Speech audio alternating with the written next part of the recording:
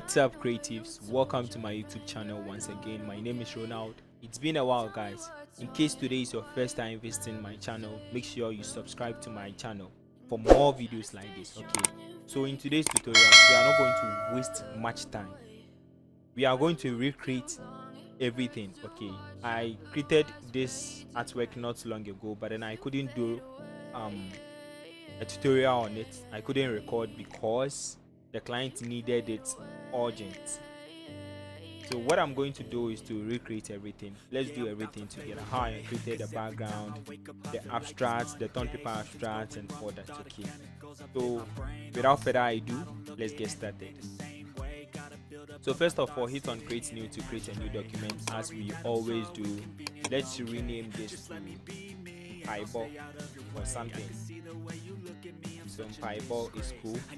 Then the width 4.5 by the width is 4.5 and then the height is 5. Resolution 600 because the size is small. We are good to go. Now hit on create new to create a new document. So after this, what we are going to do is to create the background. So to create the background, just select your adjustment layer, select solid color from the pop-up menu, and then use the color you want to use to create the artwork. Okay, so I'm going to use this color. Okay, this is the color code. So what I'm going to do is to create a color overlay, okay, to get a gradient feel. Okay, so I'll just select a new layer and then select the color I want to use. So this is cool for me. This is the color code. Then I'll just select my brush. I can change the brush size here.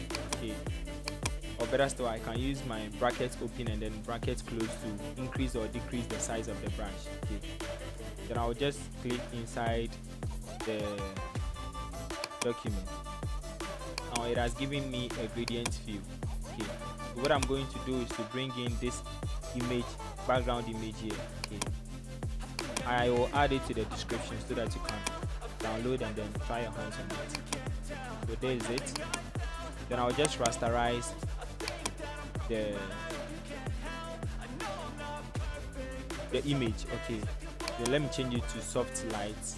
If it is too harsh, okay, so overlay to is too, so soft light is cool. Let me just position it at this side and then erase the sharp edges. Okay, so that it will blend with the background very well.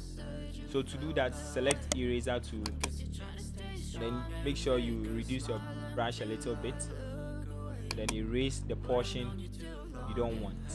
Okay, to get the blending kind of background. Okay, so let me just position this wall. Yes. Now you see it has created a sharp edge because initially it was locked up here. Okay, but now it is here, so we have repositioned everything. So what we have to do is to erase the sharp edges as well. Okay, so let me just do that. So I need to extend this a little bit. Okay, so this is cool. What I'm going to do next is to lock this and then also lock this, and then I can bring in the tone paper effect. Okay, so I have this tone paper effect here.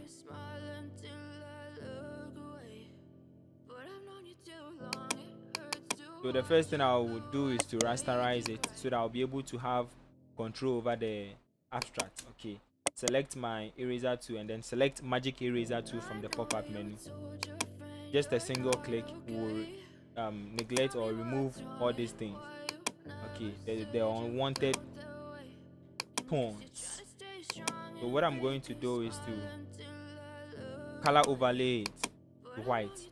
Okay, what I did is color overlay, then I will just reposition it to where I want it to be. Let me extend it to this side. This is okay for me. So I can duplicate it again, and then to duplicate, just hit on Ctrl+J to duplicate, then let me reduce the size a little bit, rotate it, and then bring it to this side. So this is what we have created. This is what we have created. And then after that, I can lock it up. I locked only this because I'm going to add an image. I will add an image inside this. Okay, so to do that, let me rasterize it first, and then select the image I want to use. So initially, where is the image? Okay, so initially the image wasn't like this. Okay, the image wasn't like this, but then I used Nick Collection preset to adjust the image. So I'll add the image, and then in case you want to find where the Nick Collection is or how to use it, I already have an existing video which I talked about the Nick Collection and then how to use it. You can go through my videos and then you will see. Better still, I will add it to the description so that you can work on it or try your hands on it. Okay, so let me just drag and drop the image. Okay, so I'm just adding the image to the torn paper. I'll just create a clipping mask. So basically, this is what I did. Okay, and then after that, you can see there is this white strokes here. Okay, so I'll just select my torn paper, right click, go to blending option, and then add white stroke. And you can see, so you can either increase or decrease the size of the stroke. It depends on how you want it to be. So now that I'm done creating this side, what I'm going to do is to lock it. Okay. So I can, after that, what I'm going to do is to create this side as well. Okay, it's also a torn paper. Yes, it's a torn paper. So let me just select it, and then yes, so that is it. Click and drag and position it. Very nice. So that is it. I've locked that one up as well. I think now I can lock everything up here, because I'm not going to, yes, everything is being locked. Yeah, good to go. So what I'm going to do is to bring in the logo, the church logo. So let me just select the logo and then present. Bring it to this side. After that, I'll select the theme. So Empire Buckets here is just a font, manipulated font. Okay, I have all this in my previous videos, like how to manipulate text and all that. Okay, and then I downloaded this abstract or this icon, so I'll just add it to the description, so that after creating your text, you just have to bring it to this side and then click on Ctrl+E to merge it. I'll just click and drag and then position it to wherever I want it to be. So after that, what I'm going to do is to add rulers so that I can get it straight, like I can get my text and everything straight. Okay, let me just lock these things up. I'm just going to select everything here. It's just shapes. You just have to draw a shape and then add your text on it. Just draw a shape and then add your text on it. It is selecting some things I don't want because it has not been locked. So the moment I select it, to select that one as well, I've locked it. So I can just click and drag. Still, okay, so this particular shape. So now I can click and drag, then select everything, then drag it this side. Boom. We are almost done. Yes. But I feel the background is too dark. I'll just adjust the background a little bit. Yes. This is okay. Now I can turn off, or I can clear my guides. It's cool now.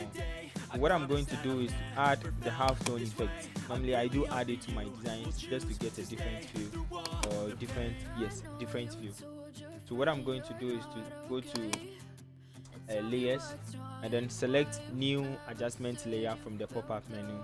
Select color balance. You can use photo filter, channel mixer, color lookup and all that. So I'm going to use color balance. Okay,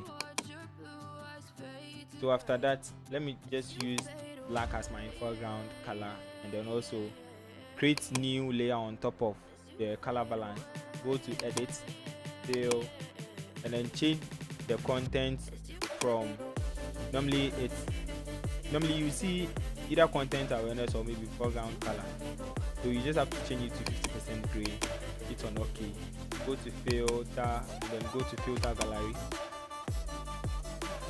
So from filter gallery, from the pop-up menu, come in a minute. I think I have to change my foreground color to black before I select the filter gallery. So now it's black. Then you just have to go to sketch. Okay, go to sketch and then select half tone. After selecting half tone, you can change the size you want. Change it to any size you want. Okay. So now I can change. I'm just changing the blending mode from normal to, let's say, soft light. Yes. So this is before and then this is after. You can see it has given us some pattern effect, but I feel it's too much. Okay, so what I'm going to do is to reduce the fill and then also go to filter, blur, Gaussian blur, and then blur it a little bit.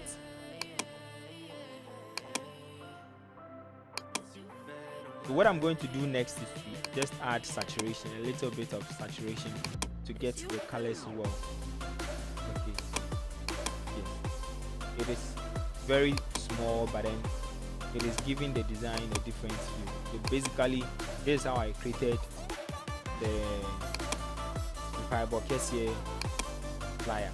Okay. So please kindly subscribe to my YouTube channel for more videos like this. I have more content coming up. Yes. Thank you very much.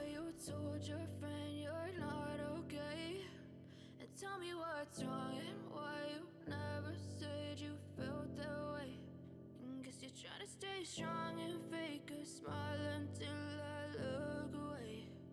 But I've known you too long, it hurts to